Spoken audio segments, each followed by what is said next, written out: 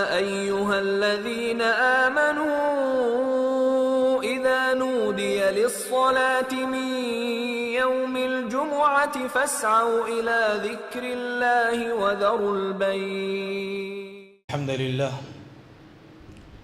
نحمده ونستعينه ونستغفره ونعوذ بالله من شرور أنفسنا ومن سيئات أعمالنا. من يهده الله فلا مضل له ومن يضلله فلا هادي له، وأشهد أن لا إله إلا الله وحده لا شريك له، وأشهد أن محمدًا عبده ورسوله. يا أيها الذين آمنوا اتقوا الله حق تقاته ولا تموتن إلا وأنتم مسلمون. يا أيها الناس اتقوا ربكم الذي خلقكم من نفس واحدة وخلق منها زوجها وبث منهما رجالا كثيرا ونساء، واتقوا الله الذي تساءلون به والأرحام إن الله كان عليكم رقيبا. يا أيها الذين آمنوا اتقوا الله قولوا قولا سديدا يصلح لكم أعمالكم ويغفر لكم ذنوبكم، ومن يطع الله ورسوله فقد فاز فوزا عظيما. أما بعد فإن خير الحديث كتاب الله، وخير الهدي هدي محمد صلى الله عليه وسلم، وشر الأمور محدثاتها، وكل محدثة بدعة، وكل بدعة ضلالة، وكل ضلالة في النار. أعوذ بالله من الشيطان الرجيم. بسم الله الرحمن الرحيم. ولقد خلقنا الإنسان ونعلم ما توسوس به نفسه ونحن أقرب إليه من حبل الوريد. إذ يتلقى المتلقيان عن اليمين وعن الشمال قعيد. ما يلفظ من قول إلا لديه رقيب عتيد. وجاءت سكرة الموت بالحق ذلك ما كنت منه تحيد. وقال الله تعالى في موضع آخر: النبي أولى بالمؤمنين من أنفسهم وأزواجه أمهاتهم. وقال النبي صلى الله عليه وسلم: لا يؤمن أحدكم حتى أكون أحب إليه من والده وولده والناس أجمعين. تمام قسم کی تعریفیں، حمد و ثنا، بڑائی بزرگی اس اللہ وحدہ لا شریک کے لیے لائق اور مناسب ہیں، جو اکیلا تنہا ساری کائنات کا خالق، مالک، پالنہار، مدبر اور رازق ہے، جس نے الحمدللہ ہمیں دین اسلام کی نعمت سے مالا مال کیا، اور ہمیں اس پر اللہ کا بے انتہا شکر ادا کرنا چاہیے۔ آپ دیکھیں دنیا میں، ہمارے ملک میں کتنے ایسے مذاہب ہیں جو ایسے ایسے کام کرتے ہیں، تو اللہ نے ہمیں اسلام کی توفیق دی، تو یہ بہت بڑی نعمت ہے، اس پر اللہ کا شکر ادا کرنا چاہیے۔ ابھی آپ سڑکوں پہ دیکھیں لوگ لے کے گھوم رہے ہیں، کل جا کے اس کو پھینک دیں۔ تو ہمارا معبود ازل سے ہے، ابد تک رہے گا، وہی ساری کائنات کا خالق مالک ہے، کوئی بھی کسی بھی طرح کا اس کا کچھ بھی شریک پارٹنر نہیں ہے۔ یہ ہمارا ایمان اور عقیدہ ہے، اور یہ اللہ تعالیٰ نے ہمیں توفیق دی ہے، اس پر باقی رہنے کی دعا کرنا چاہیے اور اس کی تبلیغ کرنی چاہیے۔ بعدہ درد و سلام کی بارش ہو تمام انبیاء کرام پر، خصوصاً ہمارے آخری نبی جناب محمد رسول اللہ صلی اللہ علیہ وسلم پر۔ حضرات، محبت ایک پاکیزہ لفظ ہے جو دل کی کیفیت اور صحیح میلان کا نام ہے۔ اگر محبت میں صداقت ہو، سچائی ہو، تو اس میں احترام، اتباع پیروی اور پائیداری پائی جاتی ہے۔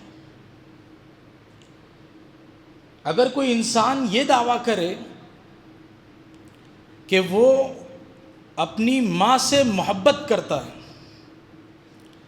اور اس کی ماں بیمار ہے، پریشان حال ہے، دواؤں کی اور خدمت کی محتاج ہے، اور وہ شخص جو یہ دعویٰ کر رہا ہے کہ میں اپنی ماں سے محبت کرتا ہوں، وہ شخص اگر اپنی ماں کی ضرورتوں کو پورا نہ کرے، اگر اپنے ماں کی جو ماں خدمت کی محتاج ہے، دواؤں کی محتاج ہے، اگر اس کی خدمت نہ کرے، اس کی ضرورت کو پورا نہ کرے، اس کے تقاضے کو پورا نہ کرے، اس کی جو ڈیمانڈ ہے اس کو پورا نہ کرے، تو وہ انسان اپنے دعوے میں سچا نہیں ہو سکتا۔ کوئی انسان ہو ہم میں سے، آپ میں سے، اگر وہ دعویٰ کرتا ہے محبت کا، تو اس کو اس محبت کے تقاضے کو پورا کرنا ہو، کیونکہ محبت محبوب کے تقاضے سے مشروط ہوتی ہے۔ اگر انسان کسی سے محبت کا دعویٰ کر رہا ہے تو اس کی جو ڈیمانڈ ہے، اس کے جو تقاضے ہیں وہ پورا کرے گا، تب محبت سچی ہو۔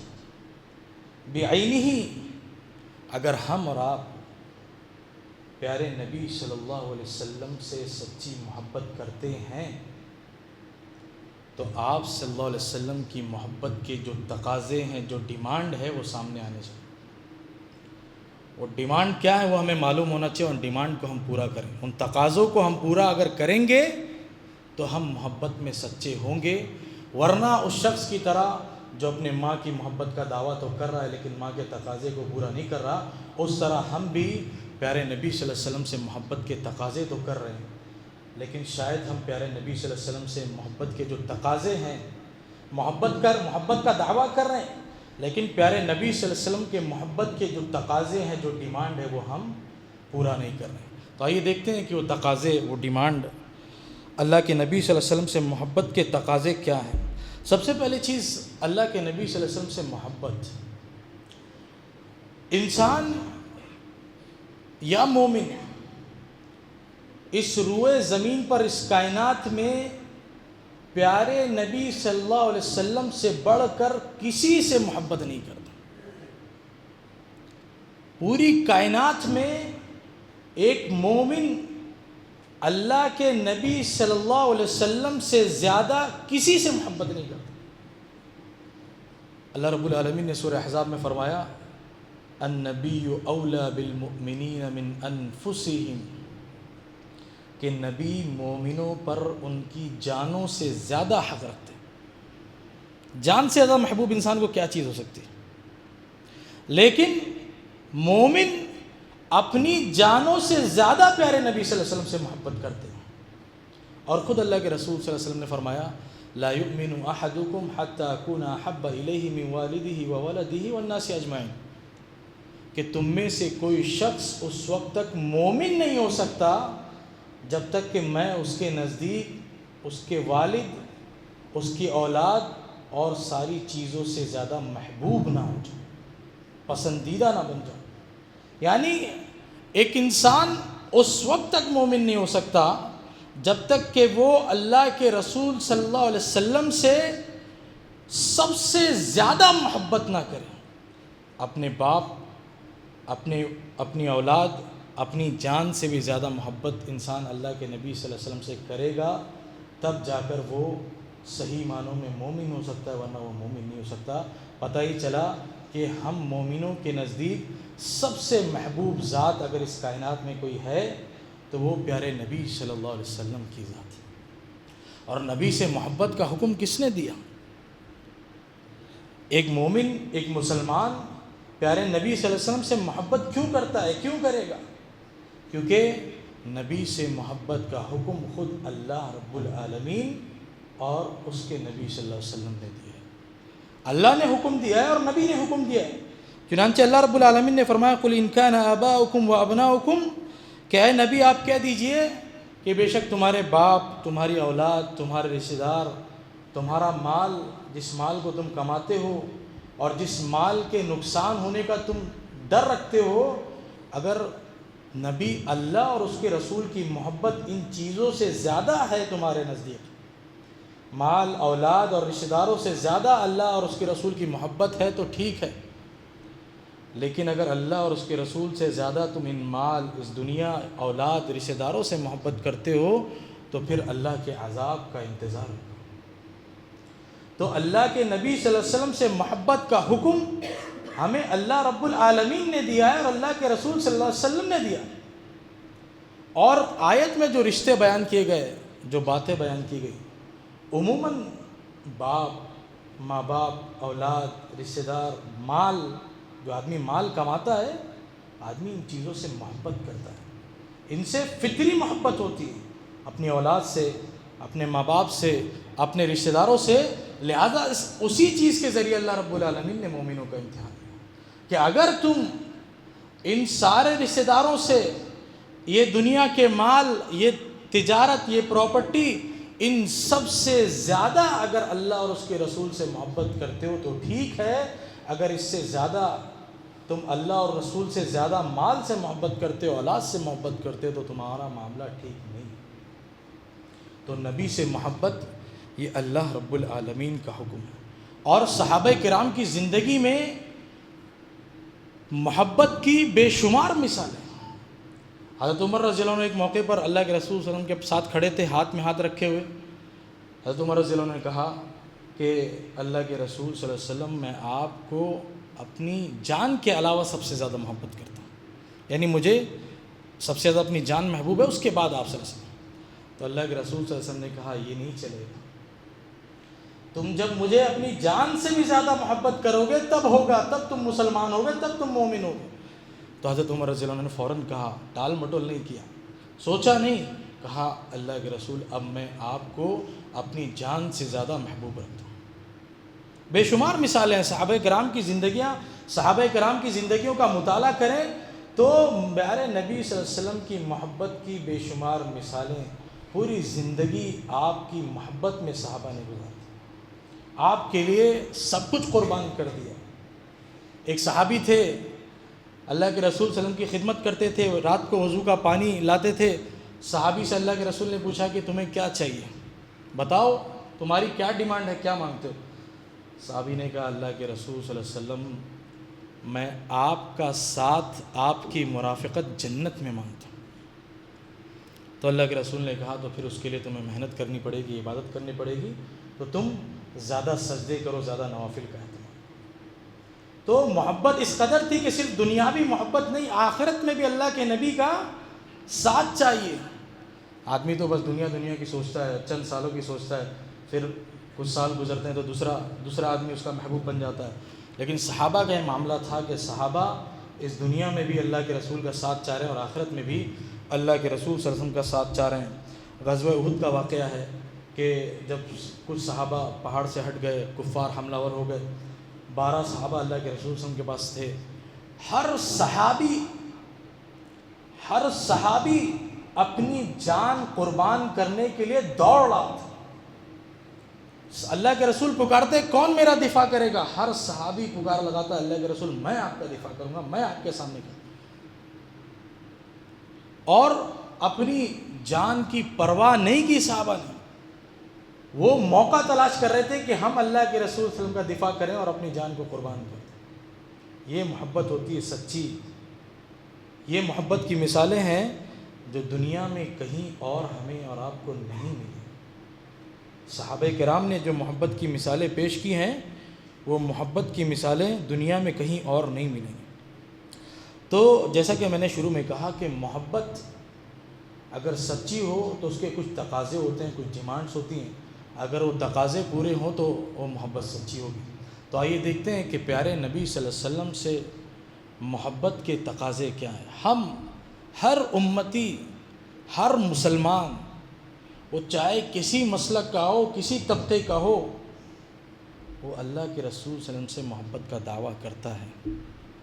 کوئی بھی ہو، مسلمان اگر ہے، وہ کیسا بھی مسلمان ہو، پیارے نبی صلی اللہ علیہ وسلم سے محبت کا دعویٰ کرتا ہے، مگر کیا حقیقی معنوں میں وہ محبت کے تقاضوں کو پورا کرتا ہے نہیں کرتا ہے، وہ آج ہم دیکھیں گے محبت کے تقاضے کیا ہیں اور ان تقاضوں کو کون کتنا پورا کرتا ہے۔ سب سے پہلی چیز جو محبت کے تقاضے میں سے، پیارے نبی صلی اللہ علیہ وسلم کے محبت کے تقاضے میں سے سب سے پہلی چیز آپ صلی اللہ علیہ وسلم کا احترام اور تعظیم. دل و جان سے اللہ کے رسول صلی اللہ علیہ وسلم کا احترام کیا جائے، آپ صلی اللہ علیہ وسلم کی تعظیم کی جائے، آپ صلی اللہ علیہ وسلم کے عظمت کا خیال رکھا جائے، اور آپ کے سامنے اونچی آواز میں گفتگو کرنے سے منع کر دیا. جب یہ حکم صحابہ کو ملا کہ نبی کے سامنے اپنی آواز کو اونچی نہ کرو، تو صحابہ گھبرا گئے تھے، پریشان ہو گئے. اس قدر تعظیم کرتے تھے، اس قدر احترام کرتے تھے. کتنے صحابہ تو یہ کہنے لگے میرے اعمال برباد ہو گئے کہ میں تو میری تو آواز اونچی ہے، میں نبی کے سامنے بات کرتا تھا، کہیں میں بھی اس زمرے میں شامل نہ ہو جاؤں. تو سب سے پہلا جو تقاضا ہے وہ یہ کہ آپ صلی اللہ علیہ وسلم کا صحیح معنوں میں آپ صلی اللہ علیہ وسلم کا احترام اور تعظیم کی جائے. اور صلح حدیبیہ کے موقع پر جو سفیر کفار کی طرف سے آیا تھا، وہ جب واپس گیا تو اس نے کیا بیان کیا کفار سے کہ میں بڑے سے بڑے بادشاہوں کے دربار میں گیا، لیکن جو عظمت، جو احترام، جو تقدس محمد کے صحابہ کا محمد صلی اللہ علیہ وسلم کے لیے ہے، وہ میں نے کہیں کسی بادشاہ کے دربار میں نہیں دیکھا. صحابہ کرام لگے رہتے تھے آپ صلی اللہ علیہ وسلم کے پاس، آپ کی زبان سے ایک جملہ نہیں نکلنے دیتے، اس کو سننے اور اس کو لپکنے کے لیے تیار تھے. آپ کے زبان سے ایک تھوک نہیں نکلنے دیتے تھے کہ اس کو لپکنے کے لیے تیار تھے. اس قدر آپ صلی اللہ علیہ وسلم سے محبت تھی، اس قدر آپ صلی اللہ علیہ وسلم کا احترام تھا. ہم اور آپ آج ہمارے سامنے اللہ کے رسول صلی اللہ علیہ وسلم موجود نہیں ہیں، لیکن ہماری ذمہ داری یہ ہے کہ ہم آپ صلی اللہ علیہ وسلم کا مکمل احترام کریں. جب بھی آپ کا نام پکارا جائے، آپ کی کوئی بات بیان کی جائے، احترام کے ساتھ بیان کی جائے اور دھیان سے سنیں. جب آپ صلی اللہ علیہ وسلم کی کوئی بات بیان کی جائے تو اگنور نہ کرے، اس کو معمولی نہ سمجھیں. ہوتا کیا ہے، بار بار ہم الحمدللہ اچھے ماحول میں تو بار بار قال اللہ قال رسول کی باتیں سنتے رہتے ہیں، تو بعض دفعہ ہم باتوں کو اہمیت نہیں دیتے ہیں. لیکن اللہ اور اس کے رسول کی بات اگر کی جائے تو اس کو اہمیت دینا ہے، اس کو اگنور نہیں کرنا. اس کے احترام کا، عظمت کا ہمیں خیال رکھنا ہے. اسی طرح آپ پر ایمان لانے کے بعد ہمارے لیے آپ کا ادب یہ ہے کہ آپ صلی اللہ علیہ وسلم سے سچی محبت کریں، آپ کی تصدیق کریں، اور پیارے نبی صلی اللہ علیہ وسلم کی جو احادیث صحیح سند سے ثابت ہو جائیں ان کو مانیں. یہ آپ صلی اللہ علیہ وسلم کا احترام ہے. قیل قال نہ کریں، یہ بات میرے سمجھ میں نہیں آ رہی، یہ بات میرے ذہن سے ٹکرا نہیں رہی، یہ حدیث کیسے صحیح ہو سکتی ہے، اس حدیث کو میں کیسے مان لوں. تو یہ جو آج کل ہمارے یہاں فتنہ انکار حدیث جو چل رہا ہے کہ ہر ایرا گہرا قرآن و حدیث کے بارے میں اپنے مشورے دے رہا ہے. ایک جماعت ہے وہ کہہ رہی کہ ہم حدیث کو نہیں مانیں گے، بنا حدیث کے ہمارا کام چل جائے گا، ہم صرف قرآن کو مانیں گے، صرف قرآن کے حساب سے اپنی زندگی گزاریں گے اور حدیث کو نہیں مانیں گے. یہ حدیثیں بعد میں جمع ہوئی ہیں، ہمیں اعتبار نہیں حدیث کا. سب سے پہلا سوال یہ اٹھتا ہے کہ ہم قرآن کو کیسے مانیں گے اگر حدیث کو نہیں مانیں گے. قرآن کو لایا کس نے؟ اللہ کے رسول صلی اللہ علیہ وسلم نے نا. قرآن کا پیغام اللہ کے رسول صلی اللہ علیہ وسلم کے ذریعے آیا نا. جب ہم قرآن کو مانیں گے تو پہلے اللہ کے رسول صلی اللہ علیہ وسلم کو ماننا پڑے گا. تو سب سے پہلا جو ادب ہے، جو تقاضا ہے اللہ کے رسول صلی اللہ علیہ وسلم کی محبت کا، وہ آپ کا احترام کیا جائے، آپ کی تعظیم کی جائے، اور آپ کی جو صحیح احادیث ہیں وہ ہمارے سمجھ میں آئے نہ آئے، بنا چوں چرا ان احادیث کو قبول کریں. جو صحیح سند سے جو چیزیں ثابت ہیں ان کو ہم بنا چوں چرا مانیں. اور آپ کا احترام یہ بھی ہے، آپ کی تعظیم یہ بھی ہے کہ آپ کے فرمودات اور آپ کے ارشادات، آپ کے احکام پر ہم عمل کریں.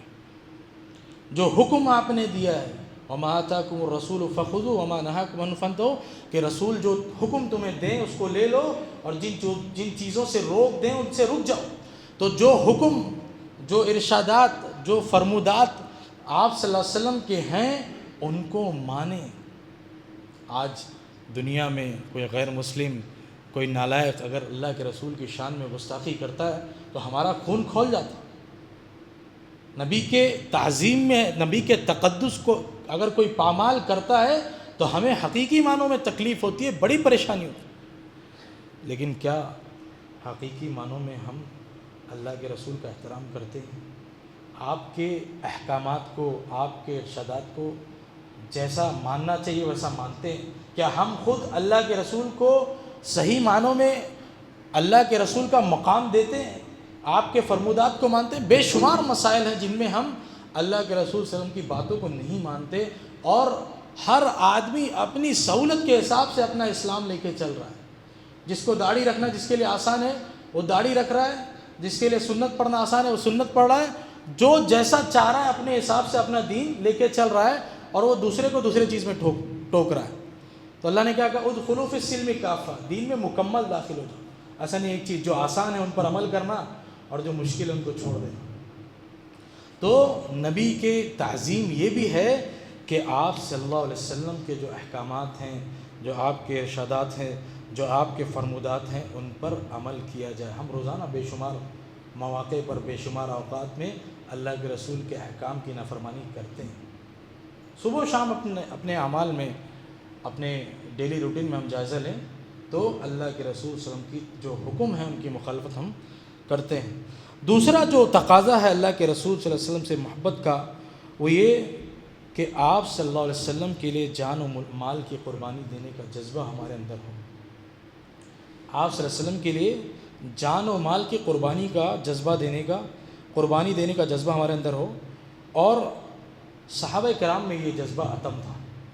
صحابہ کرام نے اپنا سب کچھ اللہ کے رسول صلی اللہ علیہ وسلم کے لیے قربان کر دیا۔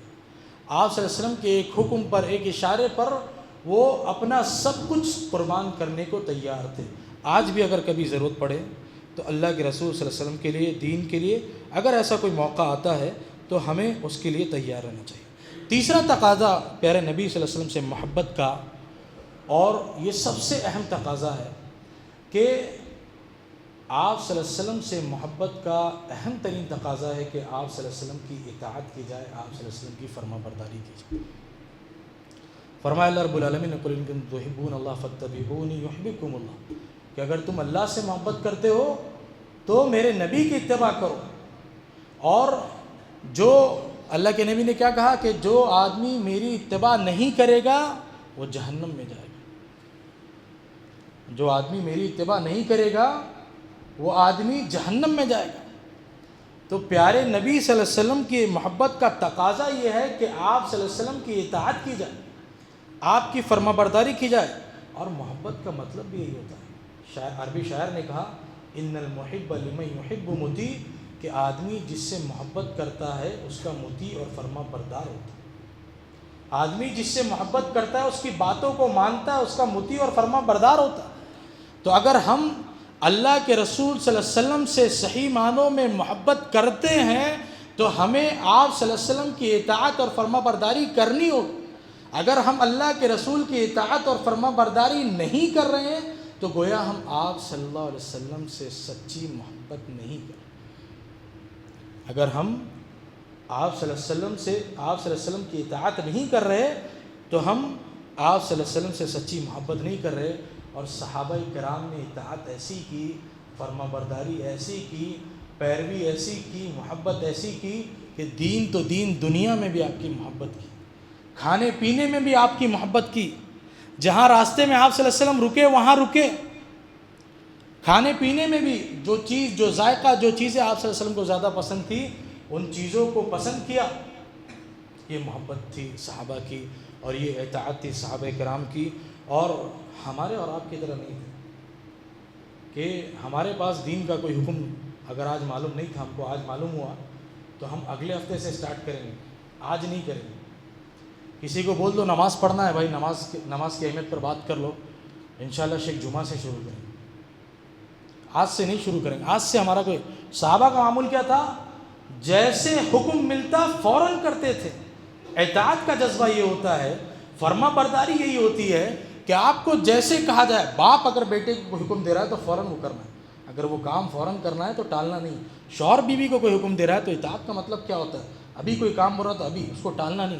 تو صحابہ اللہ کے نبی صلی اللہ علیہ وسلم کے احکامات کی اتباع اسی طرح کرتے تھے، اللہ کے احکام کی اتباع۔ اللہ کے نبی نے پکار لگوائی کہ شراب حرام ہو گئی. اللہ کے نبی نے کہا شراب حرام ہو گئی. پہلے شراب شروع میں جائز تھی کچھ سال، اس کے بعد حرام. صحابہ کرام نے شراب کی ڈیگوں کو فوراً اڈیل دیا. مدینے کی گلیوں میں نالیوں میں شراب بھر گئی. چوں چرا نہیں کیا کہ اللہ کے رسول صلی اللہ علیہ وسلم ابھی رک جائیے، یہ مال یہ جو مال ہے اس کو بیچ لیتے ہیں، ختم کر لیتے ہیں، اس کے بعد سے شروع کرتے ہیں. اطاعت اور فرما برداری اللہ کے نبی صلی اللہ علیہ وسلم کے حکم کی ایسی تھی کہ حکم آیا کہ شراب حرام ہو گیا ہے، اللہ کے نبی نے پیغام دیا کہ شراب حرام ہو گئی ہے، صحابہ نے فوراً شراب کو اڈیل دیا، چوں چرا نہیں کیا، فوراً اس بات کو مانا.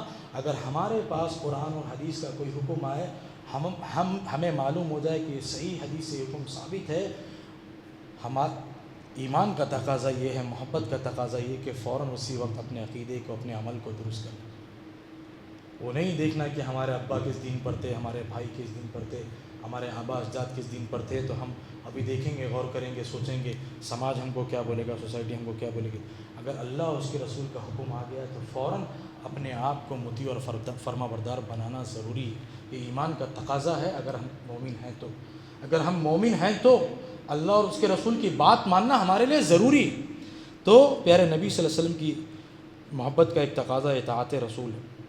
اسی طرح پیارے نبی صلی اللہ علیہ وسلم کی ایک محبت کے تقاضوں میں سے ایک تقاضا یہ ہے کہ آپ صلی اللہ علیہ وسلم کی سنتوں کو زندہ کیا جائے.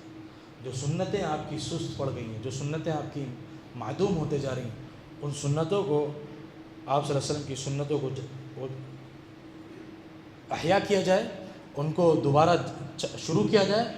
اور اللہ کے رسول نے کہا جو میری سنت کو عام کرے گا، جو لوگوں کو بتائے گا اور کوئی اس پر عمل کرے گا، تو بتانے والے کو بھی عمل کرنے والے کا حساب ملے گا. عموماً بہت ساری مسجدوں میں مغرب سے پہلے جو 2 رکعت سنت ہے وہ ادا نہیں کیا. وہ سنت ایسے ہی حدیث سے ثابت ہے، اللہ کے رسول نے اختیار دیا، پڑھنا چاہو تو پڑھو. تو بہت ساری مساجد میں محذوف ہوتے جاتی ہے. تو ہماری آپ کی ذمہ داری ہے کہ اس طرح کی جو سنتیں ہم اور آپ جانتے ہیں، جو لوگ نہیں جانتے ہیں، ان تک پہنچائیں، ان کو بیان کریں، ان کو سمجھائیں. اسی طرح پیارے نبی صلی اللہ علیہ وسلم کی محبت کا ایک تقاضا آپ صلی اللہ علیہ وسلم پر درود بھیجنا. یہ باتیں بار بار گزرتی ہیں درود بھیجنے کی، کہ یہ محبت رسول کا ایک اہم تقاضا ہے. آپ صلی اللہ علیہ وسلم کے حقوق میں سے ایک اہم حق ہے. اللہ اور اس کے رسول، اللہ اور اس کے فرشتے آپ صلی اللہ علیہ وسلم پر درود بھیجتے ہیں. تو ہم انسان اپنے آپ کو کیا سمجھتے ہیں کہ ہم اللہ کے رسول پر درود نہ بھیجیں؟ اللہ اور اس کے فرشتے اللہ کے نبی صلی اللہ علیہ وسلم پر درود بھیجتے ہیں. تو یہ آپ صلی اللہ علیہ وسلم کا ایک حق ہے. تو ہمیں اور آپ کو ہر وقت، ہر دن، ہر لمحہ آپ صلی اللہ علیہ وسلم پر درود بھیجنے کی کوشش کرنا چاہیے. اور خاص کر جمعہ کے روز اللہ کے رسول صلی اللہ علیہ وسلم نے زیادہ تاکید کی ہے درود بھیجنے کی. جمعہ کے روز زیادہ آپ صلی اللہ علیہ وسلم پر درود بھیجنا چاہیے. اسی طرح پیارے نبی صلی اللہ علیہ وسلم کی محبت کا ایک تقاضا یہ ہے کہ آپ صلی اللہ علیہ وسلم کی سیرت سے آگاہ ہوں. پیارے نبی صلی اللہ علیہ وسلم کی زندگی اور لائف کیا تھی، آپ کی سیرت کیا تھی، آپ کی بایوگرافی کیا تھی، وہ ہم کو معلوم ہو. پہلے ہم خود معلوم کریں اور دوسروں کو بتائیں. لو عرفتہ لأحببتہ. اگر اللہ کے نبی صلی اللہ علیہ وسلم کو کوئی جان لے گا، پہچان لے گا، تو ضرور بھی ضرور آپ صلی اللہ علیہ وسلم سے محبت کرے گا. ہم اور آپ جو محبت میں پیچھے رہ جاتے ہیں نبی سے، وجہ یہی ہے کہ ہم حقیقی معنوں میں پیارے نبی صلی اللہ علیہ وسلم کو جانتے نہیں، پہچانتے. ہم صرف جو خطبوں میں، تقریروں میں تھوڑی بہت باتیں سن لیتے ہیں، انہی سے کام چلا رہے ہیں. ہم ذاتی طور پہ آپ صلی اللہ علیہ وسلم کی سیرت نہیں پڑھتے، آپ کی سیرت نہیں پڑھنا چاہتے. ہمارے بچے گھروں میں ٹی وی سیریل چل رہے، سیریز پہ سیریز چل رہی ہیں، پتہ نہیں کون کون سے لوگوں کی سیرت، بایوگرافی چل رہی ہے. ایک ایپیسوڈ چھوٹنا نہیں چاہیے. لیکن پیارے نبی صلی اللہ علیہ وسلم کی سیرت کا اہتمام ہمارے گھروں میں نہیں ہوتا. اور دنیا کی ہر زبان میں کتابیں موجود ہیں. الرحیق المختوم، میں نہیں سمجھتا ہوں کہ دنیا کی کوئی ایسی کتاب ہو جو جس زبان، دنیا کی کوئی ایسی زبان ہو جس زبان میں وہ کتاب، شاید ہمارے ملک کی کوئی ایسی زبان ہو جس میں وہ کتاب موجود نہ ہو. اور سیرت کی چھوٹی بڑی، انگلش، اردو، ہندی، تیلگو، سب زبانوں میں کتابیں موجود ہیں. ہم اور آپ بتائیں کہ ہم نے اپنے گھروں میں کتنی بار سیرت کی کتابوں کو لے کے بیٹھا، اپنے بچوں کو، اپنے گھر والوں کو بٹھایا، اپنے گھر والوں کو سیرت بتائی، سیرت سمجھایا. ہم آج نبی کی گستاخی دنیا میں کی جاتی ہے تو ہم بولتے ہیں چڑھ جائیں گے، قتل کر دیں گے، مار دیں گے. ہمیں خود معلوم ہے نبی کی سیرت، ہم خود آگاہ ہیں نبی کی سیرت سے. تو جب ہم خود نبی کی سیرت کو نہیں جانیں گے تو دنیا کے سامنے کیا بیان کریں؟ تو پیارے نبی صلی اللہ علیہ وسلم کی محبت کا ایک بہت بڑا تقاضا یہ ہے کہ اللہ کے رسول صلی اللہ علیہ وسلم کی سیرت کو ہم پڑھیں، اور کسی بھی شخصیت سے محبت اسی وقت ہوگی جب اس سے واقفیت ہو، جب ہم اس کو جانیں گے تبھی محبت کریں۔ اسی طرح پیارے نبی صلی اللہ علیہ وسلم سے محبت کا ایک تقاضا آپ کے مشن سے محبت کی جائے، آپ کے لائے ہوئے توحید سے محبت کی جائے، آپ کے لائے ہوئے دین سے محبت کی جائے۔ سب سے اہم تقاضا یہی ہے کہ آپ صلی اللہ علیہ وسلم جس مشن کو لے کر آئے، جس دین کو لے کر آئے، جس اسلام کو لے کر آئے، اس اسلام سے محبت کی جائے اور اس کو آگے بڑھایا جائے۔ ورنہ نبی سے محبت تو چچا ابو طالب اور چچا ابو لہب بھی کرتے تھے۔ چچا ابو لہب نے جب لونڈی نے خوشخبری دی کہ آپ کے گھر پہ بھتیجا پیدا ہوا، تو چچا ابو لہب نے اس لونڈی کو صرف خوشخبری دینے پر اس لونڈی کو آزاد کر دیا، اتنا خوش ہوئے نبی کی محبت سے۔ اور ابو طالب، چچا ابو طالب کتنا سپورٹ کیا اللہ کے رسول صلی اللہ علیہ وسلم سے، محبت کرتے تھے لیکن ایمان نہیں لائے۔ تو نبی کا جو مشن تھا، جو دین تھا، جو توحید ہے، اگر اس پر ہم ایمان نہیں لائیں گے، اس کے مطابق عمل نہیں کریں گے، اس کو آگے نہیں بڑھائیں گے، تو ہم کتنا بھی محبت کا دعویٰ کریں، ہماری محبت سچی نہیں ہوگی۔ تو چچا ابو طالب اور چچا ابو لہب والی محبت ہمیں نہیں کرنا، چچا ابو طالب اور چچا ابو لہب والی محبت ہمیں نہیں کرنا ہے، ہمیں نبی کے لائے ہوئے دین سے محبت کرنا ہے، اس پر عمل کرنا ہے۔ اور آخری چیز، اللہ کے رسول صلی اللہ علیہ وسلم کی شان جب ہم بیان کریں، اللہ کے رسول صلی اللہ علیہ وسلم کی جب سیرت ہم بیان کریں، تو اس سیرت اور شان میں ہم غلو نہ کریں، مبالغہ نہ کریں۔ عیسائیوں کی طرح اللہ کے رسول نے کہا کہ جس طرح عیسائیوں نے، یہود و نصارہ نے اپنے انبیاء کے شان میں غلو کیا، ویسا غلو میرے ساتھ مت کرنا۔